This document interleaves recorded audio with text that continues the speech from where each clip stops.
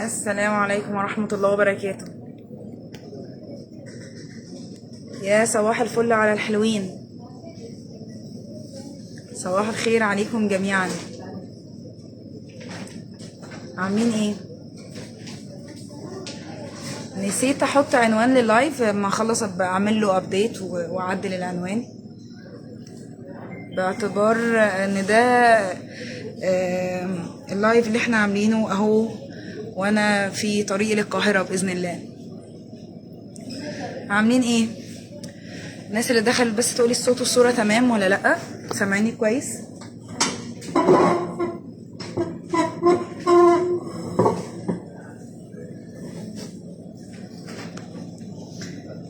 خلوني انا اقرب علشان اثبت الموبايل.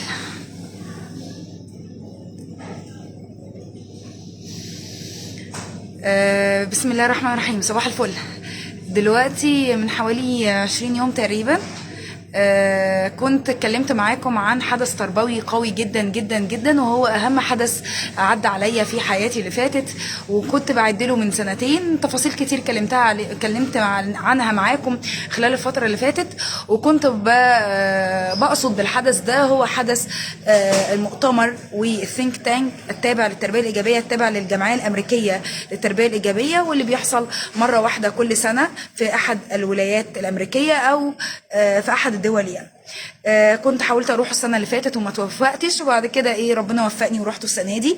وثقت لكم حاجات كتير جدا في المؤتمر والثينك تانك، وثقت لايفات في المؤتمر، يعني ورك شوب يعني كنت حريصه ان انا ابقى معاكم بدقه في ده، سواء المتخصصين من زمايلي اللي كانوا الحمد لله يعني وصل لي منهم رسائل قد ايه انا ممتنه لشكرهم ولدعمهم ولافكارهم الجميله والطريقه اللي هم بعتوا لي بيها بالرسائل. شكرا لكل اعضاء التربيه الايجابيه العربيه اللي بعتوا لي او اللي ما بعتوليش، شكرا لرسائلكم الحلوه وكلامكم الجميل. يعني من اكتر التعليقات: انت عايشتينا معاكي الخبره، وياما ناس راحوا ورجعوا وما حسناش بيهم.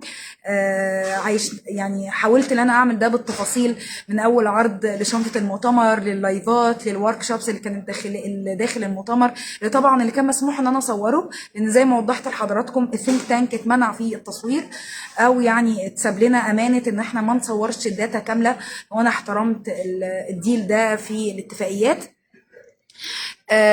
كمان صورت عدد من الفيديوهات التربوية اللي لمستها في خبرتي في زيارة أمريكا لأول مرة، في بعض النقاط التربوية الجميلة يعني.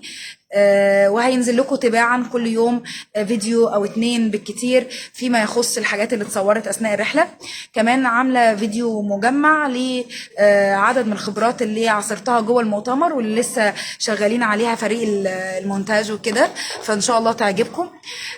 انا دلوقتي في مطار فرانكفورت، في طريقي للعوده للقاهره باذن الله. دعواتكم ان انا اوصل بالسلامه.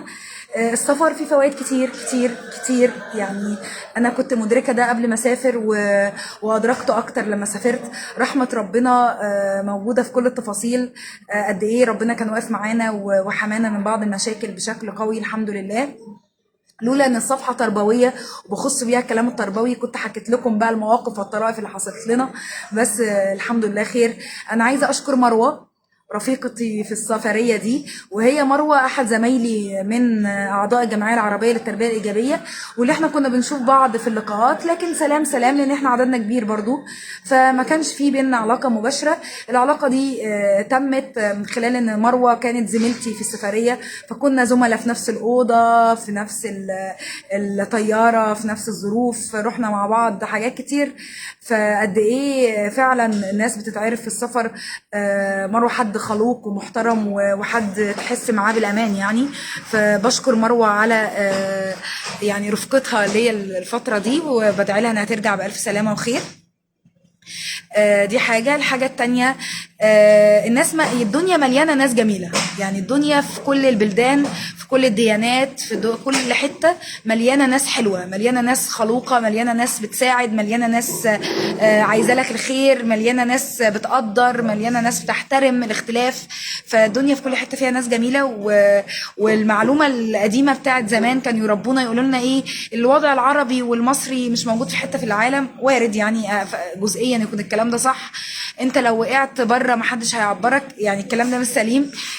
انت لو وقعت او من غير ما تقع، انت لو طلبت مساعده في اي حته بتلاقي عدد كبير عايز يساعدك، وعايز عدد كبير عايز يقدم خدمه من قلبه.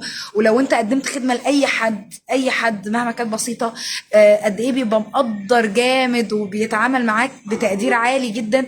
ان انت جبت له هديه بسيطه، ولا شلت معاه حاجه، ولا عملت معاه حاجه. فقد ايه الناس الجميله حقيقي موجوده في كل حته.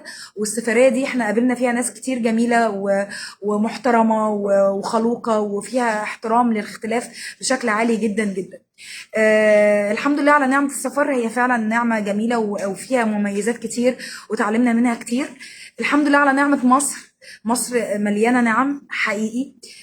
الحمد لله على نعمة الأكل الحلال. فكرة إن أنت تدخل أي مطعم وتاكل اللي أنت عايزه، أو الحاجة اللي نفسك فيها تاكلها، قد إيه دي نعمة حلوة جدا. أنا قعدنا ساعات جوه السوبر ماركت عشان بنضطر نفصص حاجة حاجة جوه كل حاجة بناكلها. فالموضوع كان قد إيه تقيل وصعب، وخصوصا إن إحنا مش متعودين على كده. فنتج عنه يعني كنا بناخد وقت ومجهود كبير يعني. فالحمد لله على نعمة الأكل الحلال اللي موجود في البلاد الإسلامية. والحمد لله على نعمة الأكل عموما اللي موجودة في مصر. يعني أنا نعمة خبرة الأكل عموما في أمريكا، أو أكل قبل كده لما جربته في ألمانيا ما كانش ألطف حاجة. لكن مصر فيها أكل حلو فعلا، مختلف عن أي حتة، وفعلا يعني مأثر فينا يعني. فالحمد لله على نعمة الأكل عموما. الحمد لله على نعمة الأمان. يعني في امريكا بعد الساعه 9 بيبقى مسموح للمتشردين يخرجوا، فبتلاقيهم موجودين حواليك في كل حته وباعداد كبيره. فالموضوع ما كانش مريح امنيا، وخصوصا لو احنا مضطرين نخرج بعد 9. الناس هناك متعودين يقعدوا، يعني ما يخرجوش بعد الساعه 9 من البيت. وناس كتير من اصحابي هناك قالوا لي كده، لكن للاسف انا ما كانش عندي اوبشن في الموضوع ده، لان اصلا اول يوم للمؤتمر خلصنا الساعه 9:30 اساسا، وانا كان المكان بعيد عن المؤتمر بحوالي ساعه ونص، فوصلنا البيت الساعه 12 بس. فما كانش دايما عندي اوبشن ان انا اوصل البيت قبل الساعه 9. الرحله كانت جميله، واحنا كان هدفنا فيها الاول هو المؤتمر الثينك تانك. وقدرنا نطلع يومين كده شفنا بيها بعض اماكن في البلد، لان باقي الايام احنا قررنا بمحض ارادتنا ان احنا نرتاح وننام من كتر الارهاق الشديد اللي كان في السفريه، والارهاق الشديد اللي كان في المؤتمر. فقد ايه كان احنا اللي اخترنا ده، وده بصراحه كان اختيار بالنسبه لي جيد. حتى لو حرمنا من شويه فسح كان ممكن نعملها، لكن كان مهم ان احنا نقدر نقوم نقف يعني. طبعا قعدوا يكلموني عن فرق التوقيت واللي بيعملوا فرق التوقيت، لكن انا ما ادركتش ده حقيقة الا لما حصل لي بقى جيت لاج في دماغي. يعني عملت دماغ جيت لاج وانا جايه، بسبب ان فرق التوقيت جوه الطياره مختلف عن بس فرق التوقيت ما بين البلد للبلد. فمثلا وانا جايه من فرانكفورت لسان فرانسيسكو، كان فرق التوقيت بيتكلم في 3 ساعات يعني مده الرحله 3 ساعات ونص، بلس ال10 ساعات الفرق التوقيت اللي هم مش محسوبين. فانت قعدت في الرحله 13 ساعة ونص، في حين ان انا فاهمة ان انا هنزل بعد 3 ساعات، فعمالة احسب وعمالة متوترة وبتاع. فده عمل لي جيت لاج في دماغي الحقيقة، عمل لي دماغ جيت لاج. فكان يعني كانت خبرة صعبة. وانا راجعة بقى عملت نفسي خلاص فهمت، فكانت الموضوع اسهل شوية. مسكناتي في جيبي وميتي في ايدي، فالدنيا كانت شوية افضل. ايه كمان كنت عايزه اقول لكم عليه. انا قلت لكم على الفيديوهات اللي هتنزل تباعا ان شاء الله، وقلت لكم على الفيديوهات التجميعيه اللي الشركه المنظمه شغاله عليها، وقلت لكم على الرجوع. الناس اللي بتبعت على رسائل الصفحه رسائل كتير جدا، الادمن يعني حقيقي مش ملاحقين. انا راجعه ان شاء الله. هو انا راجعه النهارده، لكن انا هاخد كام يوم راحه. يوم الثلاث عندنا لقاء مجمع للتربيه الايجابيه العربيه، فلازم احضره ان شاء الله لو ليا عمر. يوم الاربعاء والخميس انا موجوده في مقر المؤسسه في حدائق الاهرام باذن الله، عشان ابدا افك شويه من الضغط الموجود على استاذه ايمان بسبب ضغط المواعيد. هشتغل عليها اربعاء وخميس على قد ما اقدر عدد من المواعيد، وهنجدولهم تباعا. اللي مش هنقدر عليه هنكمله الاسبوع الجاي ان شاء الله واللي بعده، عشان فعلا عدد المواعيد عالي جدا جدا جدا. فيعني هنجدوله، والناس المشتركين والحاجزين هنبعت لهم السكادجول ده مجرد ما يتم وضعه ان شاء الله.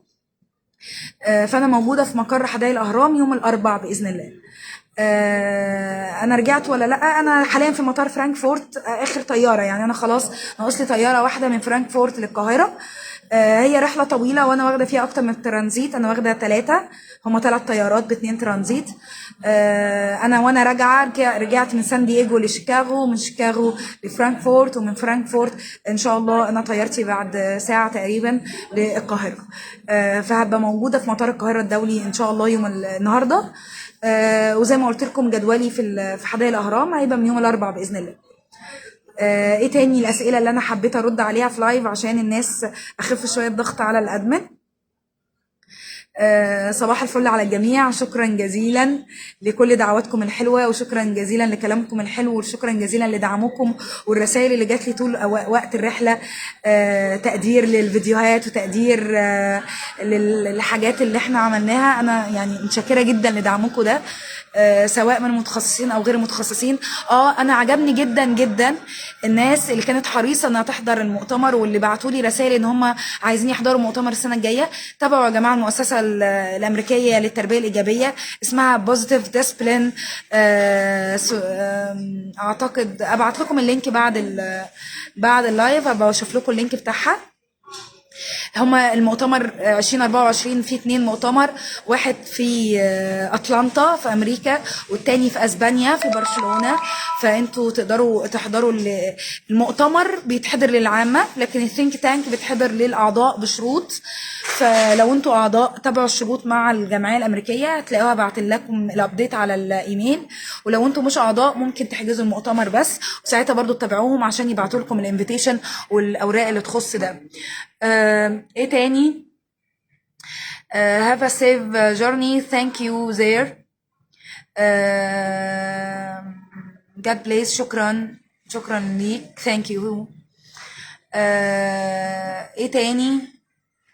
طبعا انا ملاحظه طبعا والادمن قالوا لي وانا ملاحظه الرواج والتفاعل اللي حصل على الصفحه الفتره اللي فاتت، وعدد الناس اللي اشتركوا من الدول المختلفه.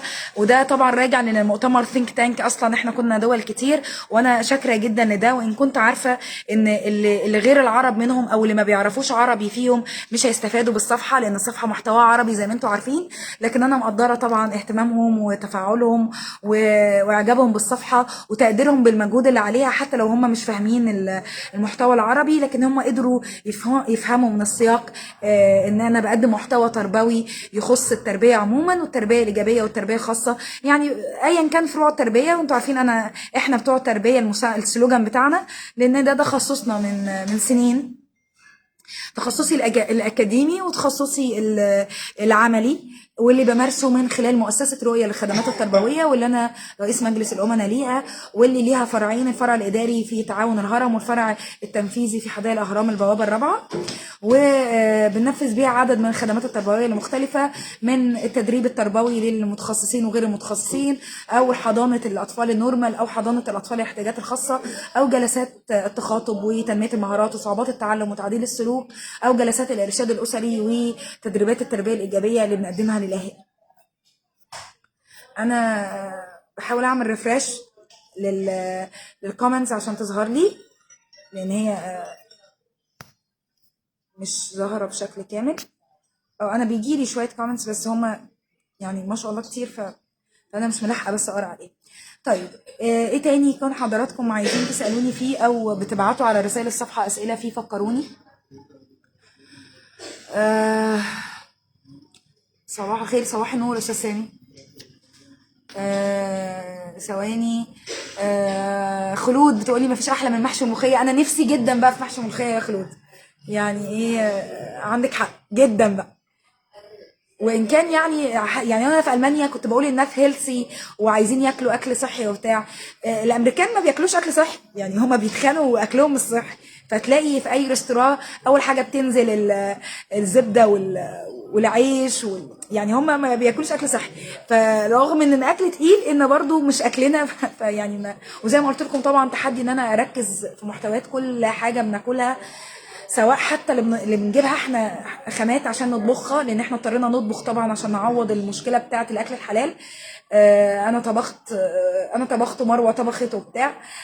لكن يعني برضو الاوبشنز مش كتير، يعني الاوبشنز مش كتير. يعني انا على الاقل في المانيا لقيت سوبر ماركتات بتاعت عرب، لقيت فيها اكل عربي. لكن في امريكا يا اما انا ما دورتش كويس يا اما ما فيش، او انا ما كنتش فاضيه الحقيقه، احنا برضو الوقت معانا ما كانش سعيفنا قوي. فالخلاصه يعني يا خلود ان احنا ما كلناش يعني كويس، فهنرجع مصر للاكل الحلو بقى. الله يخليكي يا خلود، تسلمي يا رب، مصر منوره باهلها. شكرا ليكي يا حبيبتي. شيخ محمد بيقول لي how are you I'm fine.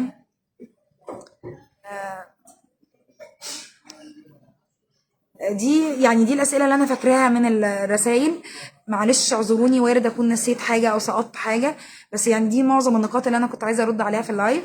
لو في أي حد من حضراتكم عنده أي سؤال تربوي أنا تحت أمركم، اتفضلوا.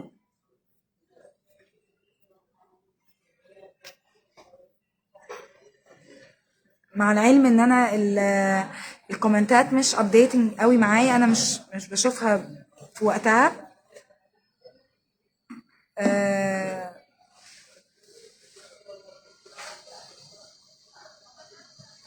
آه، طبعا وحشتوني جدا.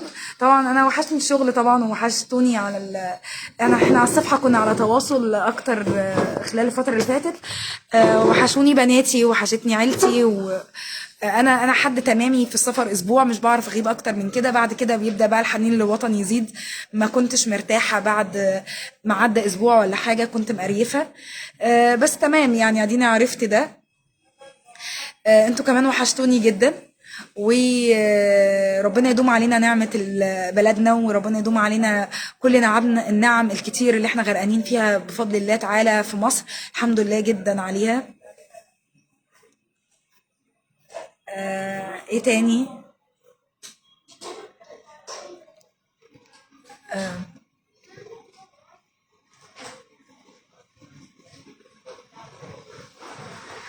وحشوني ولادي طبعا في الحضانات، رغم مع العلم ان انا كنت متابعه باستمرار كل اللي بيحصل. يعني انا متابعه والكاميرات اونلاين على موبايلي، وانا متابعه ولادي ومتابعه خططهم ومتابعه الفريق، فما تقلقوش من النقطه دي خالص. تمام. وطبعا لما ارجع هتشوفوا ده بنفسكم في بعض التفاصيل اللي تخص الاهالي والاطفال اللي اوريدي عندنا. فاحنا بتوع تربيه حدائق الاهرام، سواء قسم النورمال او قسم الدمج. الناس اللي هي كانت بتسالني ولادك وحشوكي، معرفش يقصدوا ولادي بناتي يعني في البيت او ولادي اللي في المؤسسه، والاتنين وحشوني طبعا. رضا بتقولي الاسعار عندك عامله ايه؟ يعني انا مش خبيره قوي يا رضا والله في الاسعار هناك. طبعا لو انت هتحولي من دولار لمصري هتفرق، هتحسيها غاليه، لكن هناك الدولار مستقر يعني. فبالنسبه للناس، وان كان الناس في كل الدول في اوروبا وامريكا كل الناس عندها مشاكل مع الفلوس، وكل الناس عندها مشاكل مع الغلاء والوضع الاقتصادي في الاونه الاخيره يعني. جمعه مباركه. حافظ او ايا كان. شكرا جزيلا لحضرتك.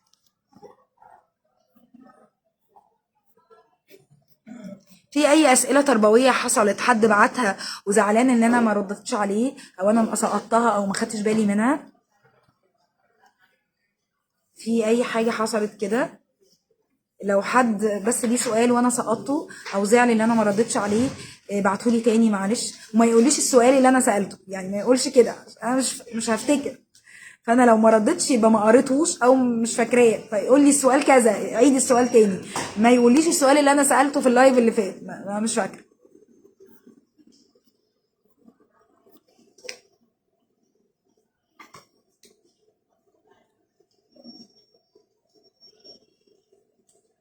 تمام. انا كده رديت على معظم اسئلتكم، واتمنى يكون اللايف مفيد ليكم. شكرا ليكم. ماجدة عمار، احنا بتوع تربيه.